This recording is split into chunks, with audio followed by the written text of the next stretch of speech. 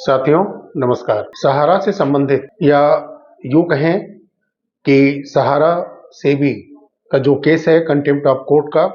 और उसके बाद पिनाक पानी मोहंती के केस के बारे में इस वीडियो में हम लोग बात करेंगे कि जो 7 जनवरी और अब 8 जनवरी को जो केस की सुनवाइयां होंगी वो किस बातों पर होंगी और उसके रिजल्ट से आम निवेशकों का जो सहारा में पैसा जमा किए हुए हैं उनके ऊपर क्या असर पड़ सकता है। साथियों, जैसा आप जानते हैं कि 7 जनवरी को पिनाक पानी मोहंती का जो केस है उसमें कई आईए लगाया गया है, उस पर सुनवाई होनी है और उसका जो प्रमुख उद्देश्य है कि जो सीआरसीएस पोर्टल सहकारिता मंत्रालय लाया था और उसके द्वारा सहारा सोसाइटीज के 4 कंपनियों के पैसे वापस किए जा रहे थे, उसमें जो उसका प्रोग्रेस रिपोर्ट है सीआरसीएस पोर्टल का वो बहुत ही खराब है। उसकी गुणवत्ता में सुधार के लिए और सीआरसीएस पोर्टल से और पारदर्शी तरीके से सहारा के जमाकर्ताओं का सोसाइटीज का ही सही अच्छे से हो सके, इसके लिए पिनाक पानी मोहंती जी की तरफ से सुप्रीम कोर्ट के अंदर याचिका दी गई थी। उसकी सुनवाई 7 जनवरी को होनी है। एक तरफ उसी केस में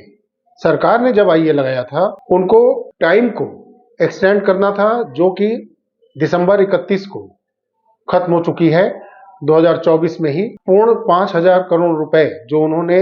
सैंक्शन कराया था सरकार के माध्यम से सुप्रीम कोर्ट के आदेश पर सेबी की तरफ से मिला था, वो आम निवेशकों को दे दिए जाना चाहिए था, लेकिन वो नहीं दिया गया और उसमें निवेशकों की तरफ से जो आवेदन किया गया था उसमें लगभग 99% के आसपास लोगों का डेफिशिएंसी आया और वो डाटा मौजूद नहीं होने के कारण वो पेमेंट नहीं हो पाया। उसी पर पिनाक पानी मोहंती जी की तरफ से सीआरसीएस पोर्टल से संबंधित, डेफिशिएंसी से संबंधित ऐसी तमाम जो खामियां पोर्टल में दिखाई जा रही हैं, सुनवाई होनी है। इसमें मैं समझता हूं कि ये जितना बड़ा मुद्दा है सहारा का, 13 करोड़ के आसपास निवेशकों का, यानी कि 13 करोड़ परिवार का ये मुद्दा है सहारा से जुड़ा हुआ। इस पर कोई फैसला लेने का समय है 7 जनवरी को ही, और इस केस के अंदर में कई आईए लगे हुए। उस आईए के माध्यम से ये उजागर करने की कोशिश है माननीय सुप्रीम कोर्ट के सामने, जिसमें कि कन्वर्जन का खेल है, जो पुराने उनके पॉलिसी थे, रियल एस्टेट हो, हाउसिंग हो, जो बाद में क्यूसाफ है और तमाम सोसाइटीज में कन्वर्जन किया गया, वो तथ्य से रूबरू कराना आईए के माध्यम से कोर्ट के सामने रखने का, और साथ ही में जो अब इस दुनिया में नहीं है, उन्होंने जमा किया था सहारा के अंदर पैसा, उन जमाकर्ताओं का नॉमिनी को पेमेंट कैसे हो, इसके बारे में आईए लगाया गया है। ऐसे कई तथ्य हैं जिसको माननीय कोर्ट के सामने आईए के माध्यम से रखने का कई संस्थानों ने जो सहारा के लिए और सहारा में जमा निवेशकों को पैसा वापस दिलाने के लिए प्रयासरत हैं, उनका आईए लगा है पिनाक पानी मोहंती जी के केस में, जिस पर कि 7 जनवरी को सुनवाई होनी चाहिए। अब होती है कि नहीं ये अभी क्लियर नहीं है। हो सकता है कि फिर वो तारीख मिल जाए पिनाक पानी मोहंती जी के केस में ही, या सुनवाई होती है और उस पर जो आईए लगे हैं तमाम संस्थानों की तरफ से, देखिए उस पर भी सुनवाई माननीय सुप्रीम कोर्ट करती है कि नहीं करती है, और फिर उसके अगले दिन यानी कि 8 जनवरी 2025 को सुनवाई होनी है जो सहारा सेबी केस, जिसमें कंटेम्प्ट ऑफ कोर्ट का एक आईए लगाया गया था सेबी की तरफ से सहारा के ऊपर। उस पर 3, 4 और 5 सितंबर 2024 को सुनवाई हुई थी। उसमें आदेश आया था और सहारा को पैसा जमा करना था, जिसमें से इन्होंने 1,000 करोड़ रुपए जमा किया और जो टाइम था उसको एक्सटेंड कराया, जिसमें कोर्ट ने हामी भरी और इनको 9 महीने का समय दिया गया। उस पर भी सुनवाई होनी है 8 जनवरी को। तो देखना है कि उसमें माननीय सुप्रीम कोर्ट का क्या फाइनल डिसीजन आता है। फाइनल मैं इसलिए बोल रहा हूं कि इसको लंबा खींचने का मतलब होता है कि सहारा के जो निवेशक हैं, जमाकर्ता हैं, जो पहले से ही आशावादी निगाहों के माध्यम बने हुए हैं सुप्रीम कोर्ट के सामने, वो कहीं उनकी आशाएं जो पहले से टूटती आ रही हैं वो कहीं और न टूट जाए, क्योंकि इसको और लंबा खींचना माननीय सुप्रीम कोर्ट के लिए ये अच्छी चीज नहीं है। क्योंकि उनके द्वारा दिया गया आदेश, जो आदेश माननीय सुप्रीम कोर्ट ने पहले ही दिया था, उस आदेश की अवहेलना पहले से ही सहारा के लोग करते आ रहे हैं। 2012 का आदेश हो, चाहे वो 2014 का आदेश हो, और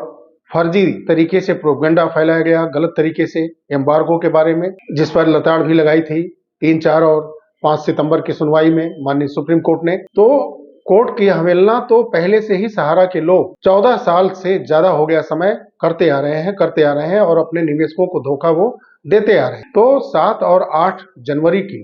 जो सुनवाई होगी, मेरा इस वीडियो के माध्यम से माननीय सुप्रीम कोर्ट से अनुरोध है कि इस मामले को वो स्वयं लंबा न खींचे, एक ऐसा आर्डर जारी करें जिससे कि पैसा का भुगतान होना शुरू हो। और सीआरसीएस पोर्टल के जो केस हैं वो 7 जनवरी को अगर सुनते हैं तो उसमें भी आपने सरकार के आईए पर, सहकारिता मंत्रालय के आईए पर आपने आदेश दे दिया है, 1 साल का उनको समय दे दिया है, दिसंबर 2025 तक का। ठीक है, लेकिन उसमें पारदर्शिता कैसे आएगी? जो डाटा का गबन किया गया है, चाहे वो सीआरसीएस की तरफ से किया गया हो, चाहे सहारा की तरफ से किया गया है, ये कोई तरीका नहीं है। आप स्वतः संज्ञान लीजिए। मैं माननीय सुप्रीम कोर्ट से कह रहा हूं कि ये कोई तरीका नहीं होता है कि आप जितने भी आवेदन गए हैं सीआरसीएस के पोर्टल पर, उसमें सिर्फ 1%, 1.25% के आसपास लोगों का भुगतान हो रहा है। वो भी इस तरह से भुगतान हो रहा है कि जैसे किसी भी को एक प्रकार से एक नया आप लोन दे रहे हैं या कर्ज दे रहे हैं या आप कोई आर्थिक सहायता कर रहे हैं, अपने मन मुताबिक तरीके से पैसा को दे रहे हैं, जबकि वो पहले से ही, कई वर्षों पहले से ही पैसा जमा किया है और वो एक लीगल जो उसके पास पेपर है सहारा की तरफ से, उसको वो अपलोड किया है, अपनी आइडेंटिटी भी अपलोड की है, उसका एड्रेस भी आपके पास है, रजिस्टर्ड मोबाइल नंबर है, बैंक के खाते हैं, सारा डिटेल देने के बाद भी उनको पैसा नहीं मिल रहा है। तो ऐसे सीआरसीएस पोर्टल पर भी कठोर कार्रवाई होनी ही चाहिए, चाहे वो सरकार के द्वारा चल रहा हो या वो सहारा के द्वारा चल रहा हो। कितने वर्षों से आप लोगों ने गुमराह करके रखा है, और सरकार हो चाहे सहारा हो, ये माननीय सुप्रीम कोर्ट के भी आदेश को नहीं मान रही है। 5,000 करोड़ रुपए कब का बढ़ जाना चाहिए था, लेकिन उस पैसे को भी फंसा करके रखा गया है। तो 7 जनवरी हो चाहे वो 8 जनवरी की सुनवाइयां हो, पिनाक-पानी मोहंती जी का केस हो या सहारा सेबी का केस हो, या पिनाक-पानी मोहंती जी के केस के अंदर में जो आईए लगा है, उस पर फाइनल डिसीजन लेने का वक्त, सख्त डिसीजन लेने का और सहारा के जमाकर्ताओं के पक्ष में एक खुला आर्डर देने का समय माननीय सुप्रीम कोर्ट के सामने आ गया है। अगर तारीख आगे बढ़ती है और सरकार को, सीआरसीएस पोर्टल को या फिर सहारा को और समय दिया जाता है, 3 महीने, 6 महीने, 2 महीने तक, और इस केस को आगे बढ़ाया जाता है, घसीटा जाता है कोर्ट के द्वारा, तो ये मैं कहूंगा कि नाइंसाफी तो सहारा निवेशकों के, जमाकर्ताओं के साथ पहले से ही होती आ रही है। कोर्ट के ऊपर भी सवालिया निशान खड़े हो जाएंगे, क्योंकि सब कुछ सामने है, उसके बाद भी अगर आप स्पष्ट और निष्पक्ष निर्णय नहीं देते हैं जमाकर्ताओं के पक्ष में, जिनके साथ लगभग 15 सालों से धोखा चल रहा है, इसका पर्दाफाश हो चुका है। लेकिन निर्णायक दौर में भी अगर आप तारीख पे तारीख देते हैं तो ये 13 करोड़